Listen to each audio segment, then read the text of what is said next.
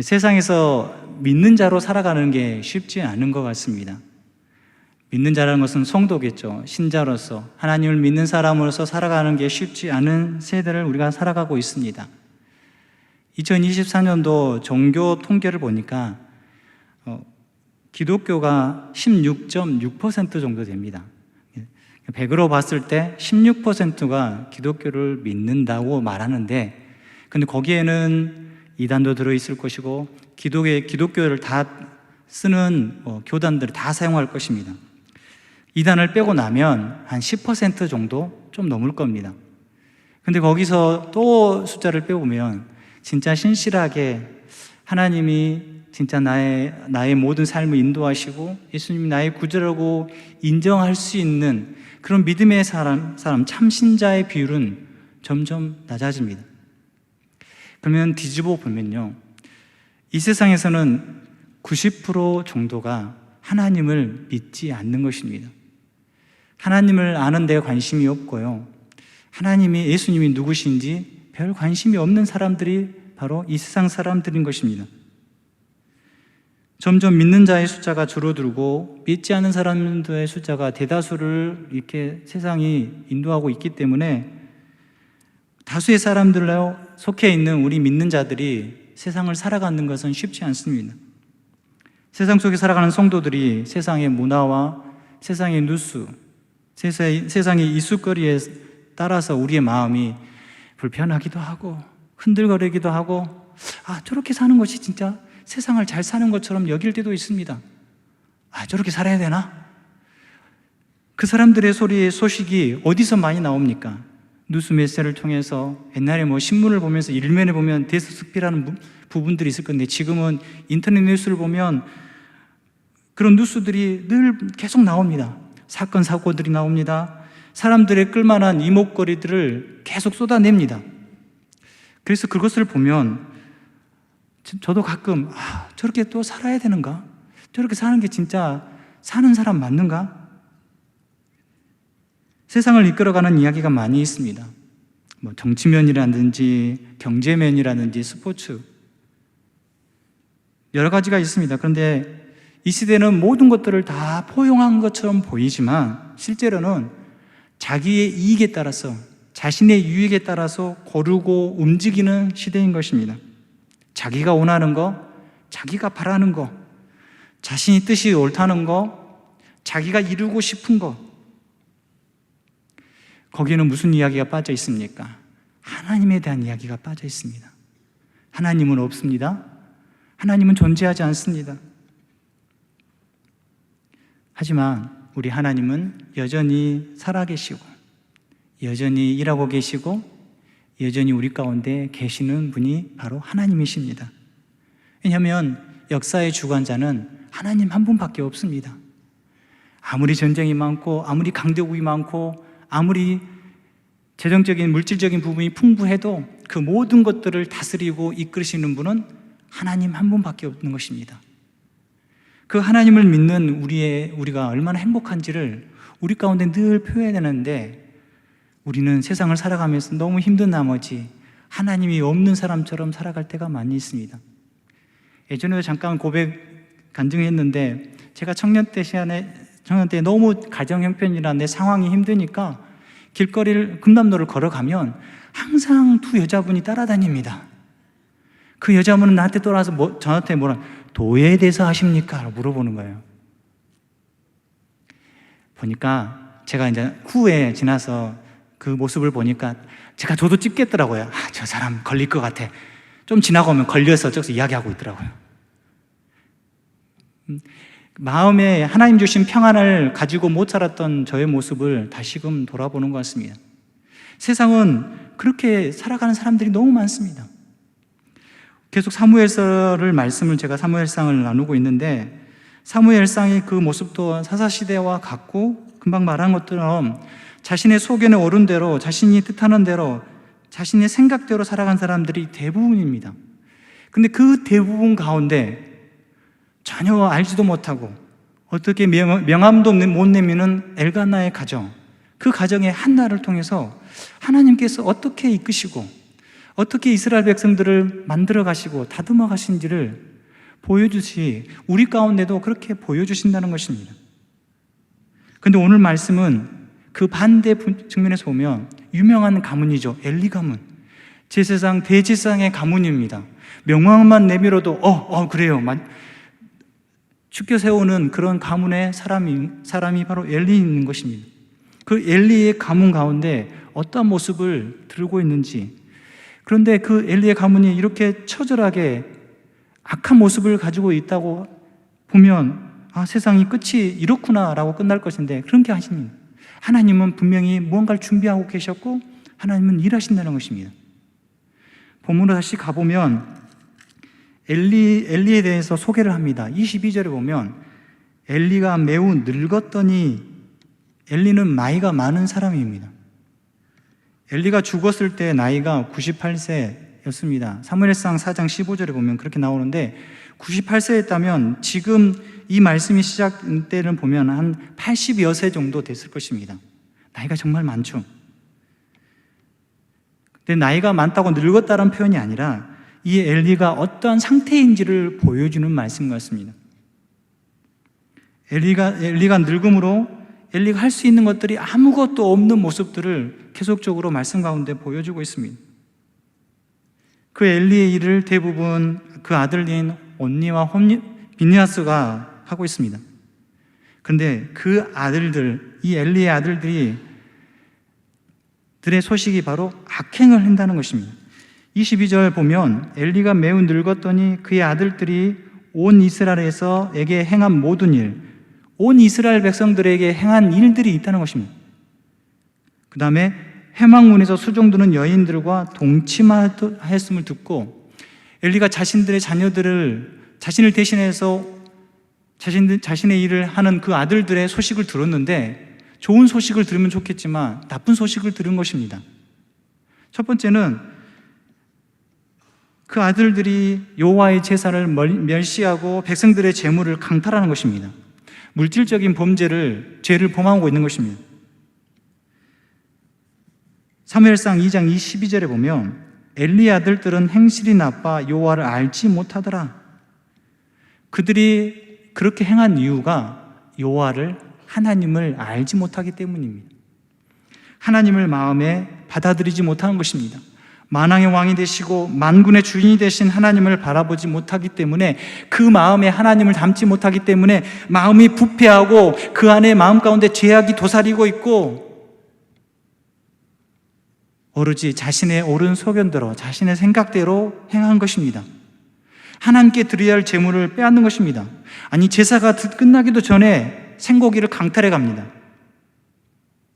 이런 날강도가 어디 있습니까? 하나님께 드려야 할 것을 나는 삶은 고기 말고 구워 먹으려니까 생고기 달라고. 2장 17절 보면 그 사람이 이르기를 반드시 먼저 기름을 태운 후에, 고기에 기름이 섞여 있는 걸 말하죠. 근데 그 기름을 태운 후에 내 마음이 원하는 대로 가지고 가라. 그가 말하길 아니라 지금 내게 내라. 그렇지 않으면 내가 억지로 빼앗으리라. 억지로 내가 빼앗기다. 주먹 내밀고 내놔. 안 내면 너 죽어. 이건. 근데 아까처럼 말한 것처럼 엘리의 가문의 그 아들들이지 않습니까? 얼마나 권세가 있겠습니까? 내놓으라고. 근데 17절에 이 소년들의 온니와 비느하스가 죄가 여호와 앞에 심히 크면 그들이 여호와의 제사를 멸시하였다.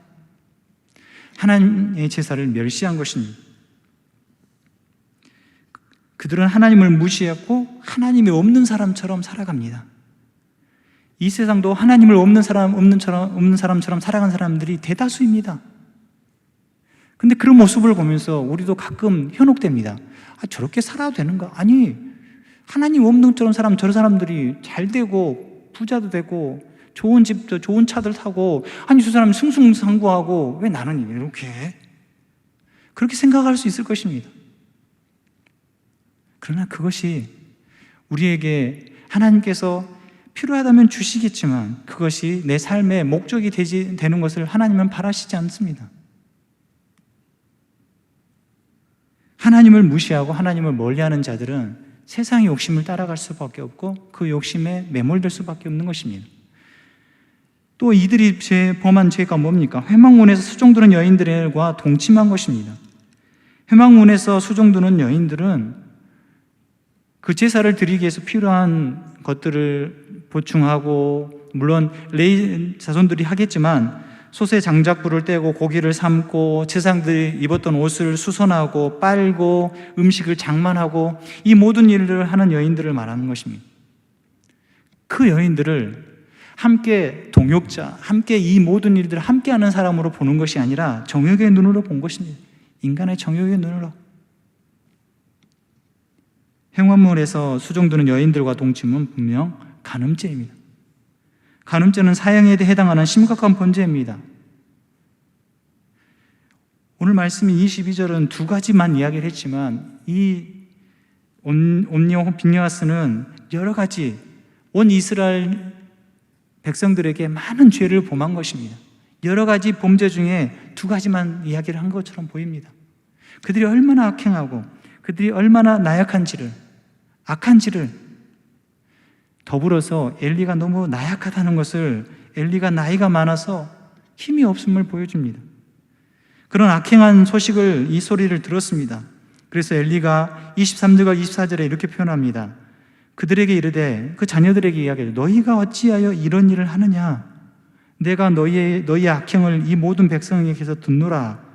내 아들들아, 그리하지 말라. 내게 들리는 소문이 좋지 아니하니라. 너희가 여호와의 백성으로 범죄하게 하는도다. 자식들을 부릅니다. 야, 너희들 이리 와봐. 근데 첫 마디가 너희가 어찌하여 이런 일을 하느냐? 단호하지 못하고 달래듯이 이야기합니다. 너희들 왜 이런 일을 하니? 왜 그러느냐? 그들이 행한 일은 정말 엄청난 잘못입니다.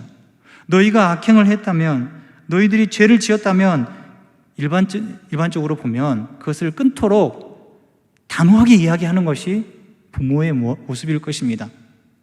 심지어 어찌 보면 잘못을 했으면 제사장의 직무를 배제시켜야 됩니다.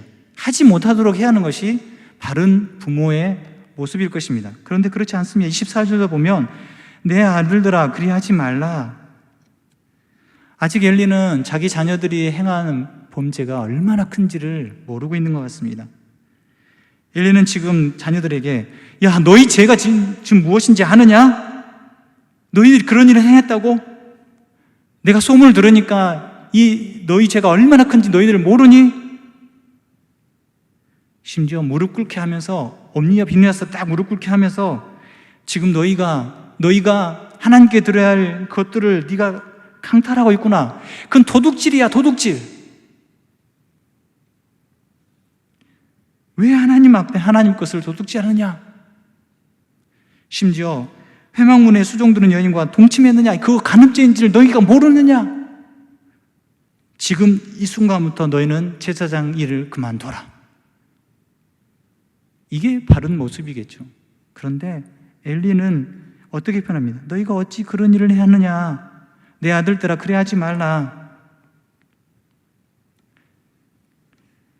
사람들은 자신의 문제가 아닌 것에 대해서는 어떤 기준을 정하고 그것을 꼭 지키려고 합니다. 공정하게, 공평하게 대하려고 합니다.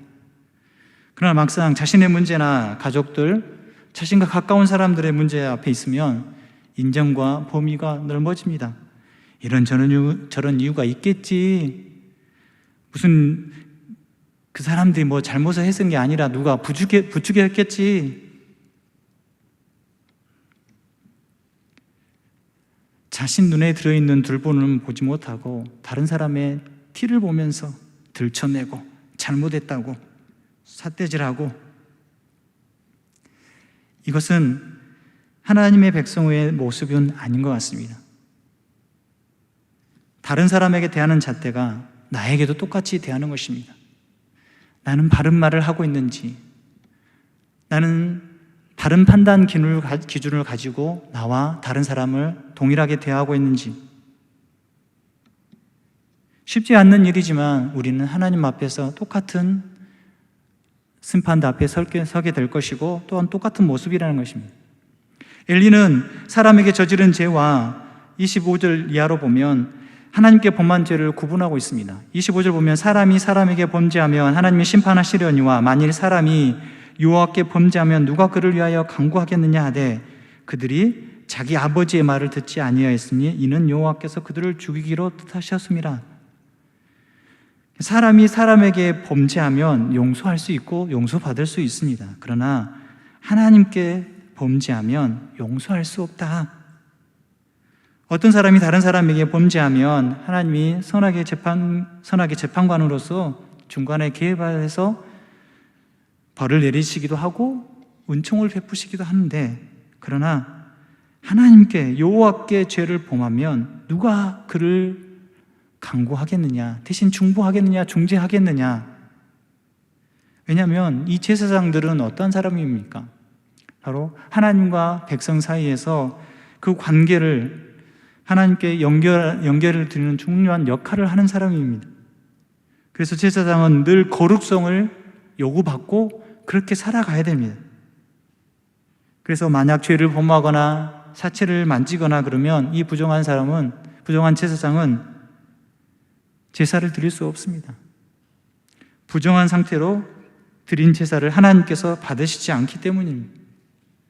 이 말은 엘리의 자녀들이 혼니와 보니아스가 그 제사장으로 역할을 감당하는 그 제사가 온전치 못했고 또한 하나님께 상달되지 못했다는 것입니다. 백성과 하나님 사이의 관계를 완전히 끊어놓는 그런 심각한 죄를 범한 것입니다. 너희들이 지금 상태가 어떤 것인지를 이야기하지만 이 자녀들은 듣습니까? 듣지 않습니다. 말로 많은 엘리의 말을 홈리와 비누아스는 듣지 않습니다. 아버지가 그렇게 충고했지만 두 아들은 아버지 말씀에 순종하지 않습니다. 그 완고함의 표현을 하반절에 보면 여호와께서 그들을 죽이기로 뜻하셨다. 아버지의 말을 듣지 않고 아버지의 충고를 듣지 않고 아버지가 타이르는 것을 듣지 않았기 때문에 그들은 여호와께서 그들을 죽이기로 하셨다는 것입니다. 물론 이 엘리와 자녀들 간의 대화가 있었을 것입니다. 말씀에 나오지 않았지만 약간 상상해 보면 아버지와 아들과의 대화가 있겠죠. 근데 그 대화의 부분은 이렇게 생각할 수 있습니다. 찾아와가지고 핑계를 댔겠죠. 그런 일 없는데요. 그런 일 한 적 없습니다. 아버지 오해예요. 아버지 잘못 들은 거예요. 요즘 많이 늙으셨던데 잘못 들으신 거 아닙니까? 심지어 아버지 우리 억울합니다. 아니 어떤 그런 이상한 사람들이 우리를 그렇게 억울하게 저희를 억울하게 그렇게 밀고 합니까? 그 사람 누굽니까? 빨리 말하십시오. 심지어 저희를 믿어주십시오 라고 표현까지 했을 것입니다. 그러나 그들은 하나님께서 죽이시겠다고 말씀합니다. 하나님께 범죄한 이들은 누구도 중재할 수 없다. 대제사장인 엘리도 그것을 할 수 없다. 인간인 제사장은 하나님 앞에 중재의 역할을 다 할 수 없다. 근데 우리는 다르지 않습니까? 누가 이 땅에 오셨습니까? 인간의 몸으로 오신 예수 그리스도가 우리의 유일한 중재자가 되시지 않습니까? 하나님과 나의 관계, 아담 이후로부터 끊어졌고 해결할 수 없고 영원히 내 능력으로 할 수 없는 것을 누가 대신 하나님께서 보내신 그 아들 예수 그리스도를 통해서 우리는 온전히 회복되었습니다. 막힌 담을 하셨습니다. 우리를 위해서 대신 화목 제물이 되어 주셨습니다. 요한일서 4장 10절에 보면 사랑은 여기 있으니 우리가 하나님을 사랑한 것이 아니요 하나님이 우리를 사랑하사, 우리가 하나님을 사랑한 것처럼 보이지만 먼저 사랑은 하나님께서 우리를 사랑하신 것입니다.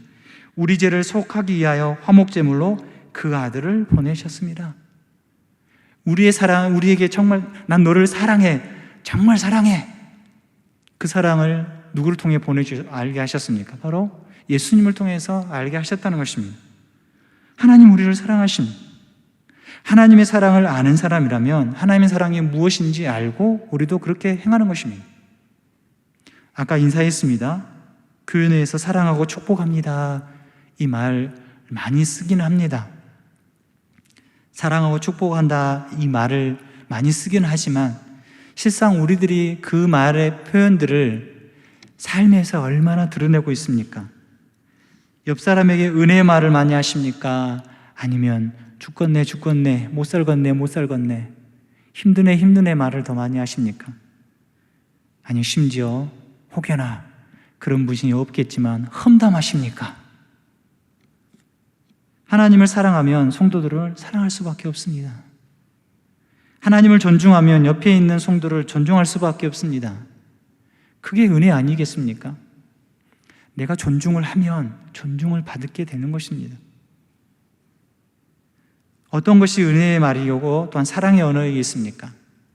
험담하거나 약점을 늦추는 것보다 그 사람을 약점을 덮을 줄 알고 세워줄 줄 아는 게 바로 은혜의 말이고 사랑의 말이 아니겠습니까?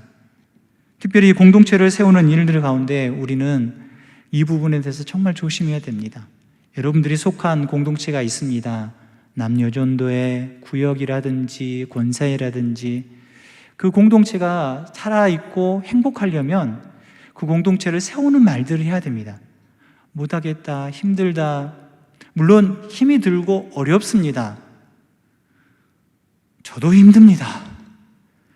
우리 모두 다 힘들지만 그 공동체가 나를 통해서 기쁨을 나누고 나를 통해서 더욱더 세워져 가고 나를 통해서 하나님의 나라를 이루어갈 수 있다면 우리가 힘들어도 우리는 기쁨이 될 수 있습니다. 왜요? 내 힘이 아닌 하나님의 힘으로 감당할 수 있기 때문인 것입니다. 여러분, 그렇게 은혜의 말들을 전했으면 좋겠습니다. 엘리와 홈리와 비느하스 이야기만 보면 앞으로 진행된 일들이 보면 암흑 같습니다. 어떻게 할까? 희망이 없어 보입니다. 엘리가 제사장으로 있던 시대를 이 사무엘상 3장 1절에서도 보면 그렇게 표현합니다. 아이 사무엘이 엘리 앞에서 여호와를 섬길 때에는 여호와의 말씀이 희귀하여 이상이 흔히 보이지 않았더라. 사람들이 하나님의 능력과 영광과 권능을 보기 어려웠던 시기였습니다. 하나님을 찾지 않는 시대였고 하나님 말씀을 따르지 않는 시대였고 하나님보다 하나님보다 내 목적이, 하나님보다 내 능력이 앞선 시대였습니다. 우리도 동일하게 생각해 볼 수 있습니다. 하나님의 뜻보다 내 뜻이, 하나님의 능력보다 내 능력이, 하나님의 계획보다 내 계획이, 오늘 주일 말씀 들으셨죠? 하나님의 뜻보다 내 뜻이 이루어지기를 원하는 기도가 우리 가운데 늘 앞서지 않습니까? 그 시대나 지금 세대나 뭐가 틀리겠습니까? 그러면 억울하고 지금 예수님 믿는 것이 너무나도 우리는 억울할까요?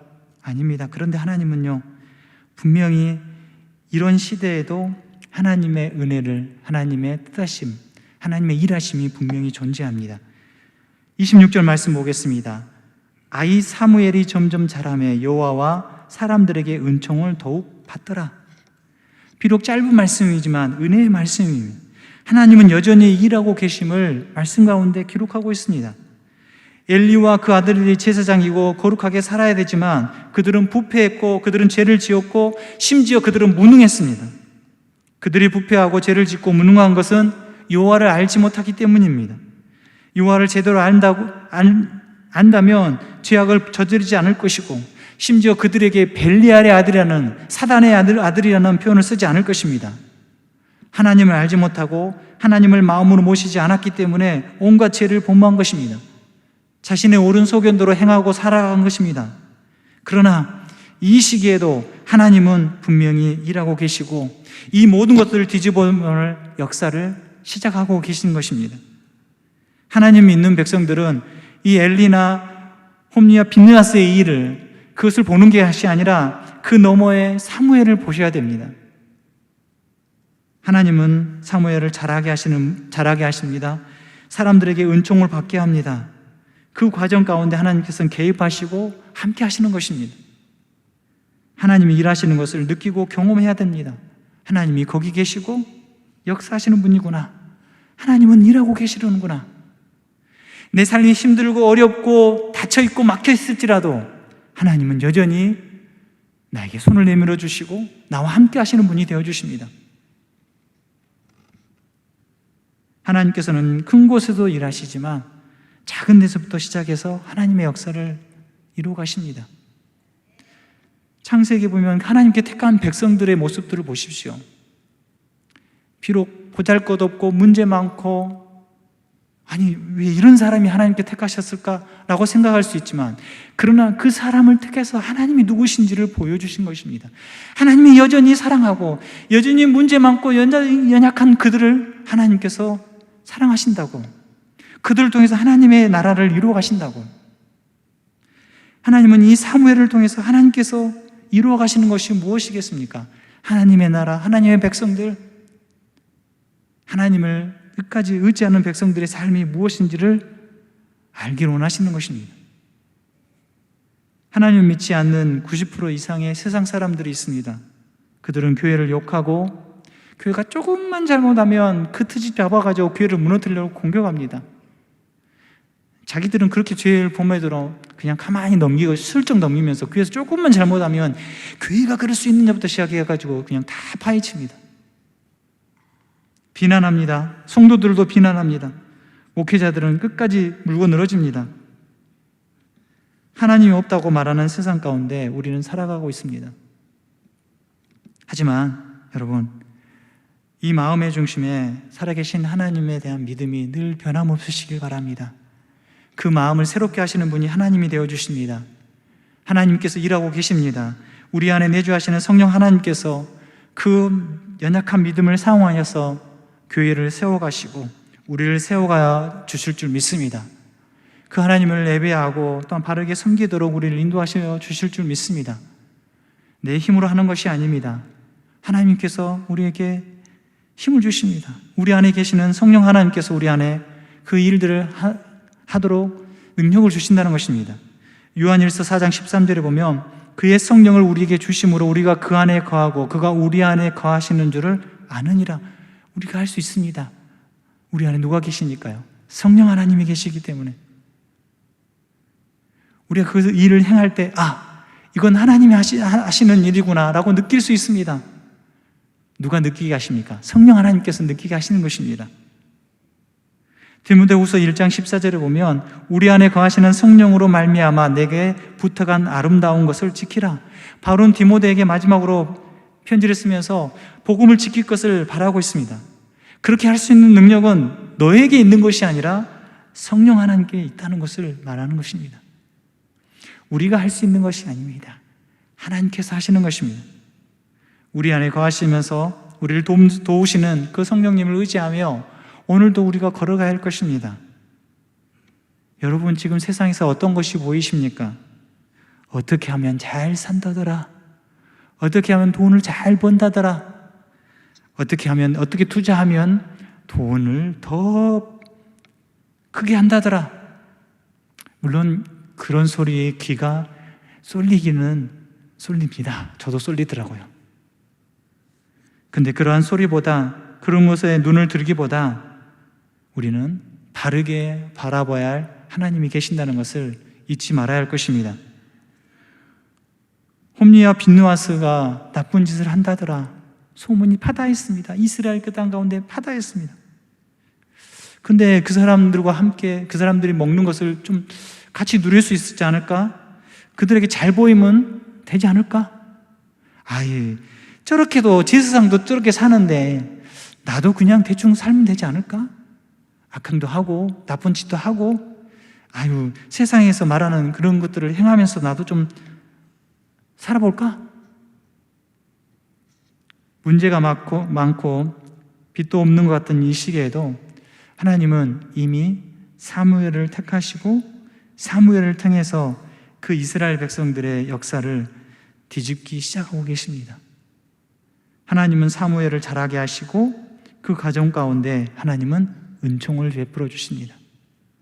다른 것 없습니다. 하나님이 택하셨기 때문에 가능한 것입니다. 우리도 하나님이 택하셨기 때문에 은혜 받을 만한 자격이 되는 것입니다. 이 시간 우리에게도 하나님은 은혜 주시기를 원하십니다. 은혜 베푸시기를 원하십니다. 우리가 자라가기를 원합니다. 우리가 어린아이가처럼 머물기를 원하시지 않습니다. 단단한 음식을 먹는 사람으로 살아가기를 원하십니다. 말씀에 반응하면서 말씀의 은혜를 누리기를 원하십니다. 주일날 들으신 말씀 가지고 살아가기를 원하시고 있다는 것입니다. 여전히 거기에 머무르는 것이 아니라 자라게 하시고 은총을 더욱 받는 자녀로 하나님께서 부르셨다는 것입니다.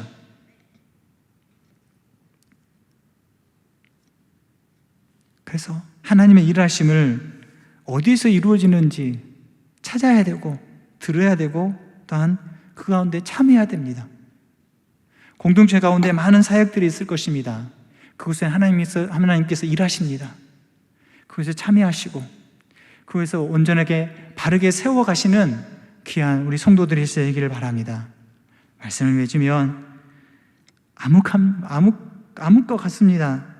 도저히 헤어나올 수 없는 것 같습니다. 심지어 제사장과 이 제사장의 자녀들도 이렇게 범죄하는데 어떻게 해결할 방법이 없는 것처럼 보입니다. 그런데 하나님은 사무엘이 점점 자라매 여호와 사람들에게 은총을 더욱 받게 하십니다. 하나님은 여전히 일하고 계십니다. 우리 삶에도 일하십니다. 세상은 계속적으로 종말할 때를 향해서 달려갑니다.